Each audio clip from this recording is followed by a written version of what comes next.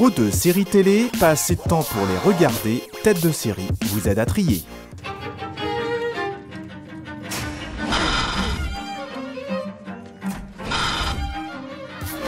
Estampillé phénomène dès son lancement au début de l'année aux États-Unis, Legion arrive en France le 25 avril sur OCS. Inspirée de la franchise X-Men Marvel, la série de Noah Hawley nous plonge dans une autre dimension.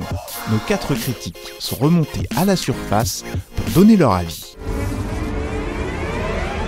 I think you're about to find out. Ni slip surcollant ni cape qui vole au vent, le héros de Legion passe beaucoup de temps en pyjama dans les couloirs de l'hôpital psychiatrique où il a été interné. Notre super-héros a été diagnostiqué schizophrène paranoïde. On est vraiment immergé dans son esprit où il règne un chaos inimaginable. Donc il entend des voix et après une tentative de suicide se retrouve en hôpital psychiatrique. Il va découvrir à l'aide d'une sorte de groupuscule de gens qui ont des pouvoirs, que lui aussi il a un pouvoir, et il va apprendre en travaillant sur lui-même, en revenant sur son passé, à connaître son pouvoir pour peut-être devenir ce qu'on appelle, nous, une sorte de super-héros. What does that mean? Means that you're in here because somebody said you're not normal. But you know who else wasn't normal? Picasso. Einstein.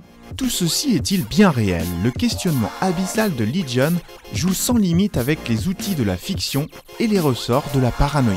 La série s'attaque de manière assez frontale aux questions autour de la santé mentale, et pas parce qu'elle en fait une étude très approfondie, mais parce que c'est uniquement par cette ficelle-là que se déroule toute la saison 1. Legion fait partie de ces séries où le narrateur ou le personnage principal, celui qui porte l'histoire, n'est pas fiable. C'est-à-dire qu'on ne sait pas si on est en train de voir quelque chose de réel. La série joue avec nos nerfs, notre sensibilité, nos sens et même notre paranoïa. Et donc on est baladé à gauche à droite dans des univers qui pourraient être véridiques, mais qui pourraient être aussi de purs fantasmes. Qui est fou?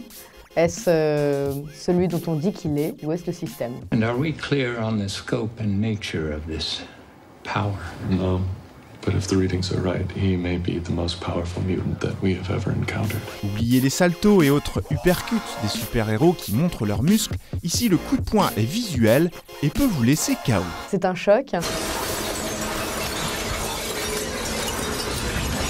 Il y a une vision kaléidoscopique. Entre le choix des musiques, les couleurs saturées et le montage joyeusement bordélique. Il y a une très grande beauté des images. Il y a de la comédie musicale, il y a de l'action, il y a de l'aventure. Il y a des très longs plans séquences. À l'envers, à l'endroit, avec des effets, avec des décors qui bougent. L'esthétique générale est sciemment déconcertante, mais est vraiment hallucinante. Et c'est pas gratuit. Tout ce qu'on voit est porteur de sens parce que ça parle de ce qui se passe dans le personnage principal.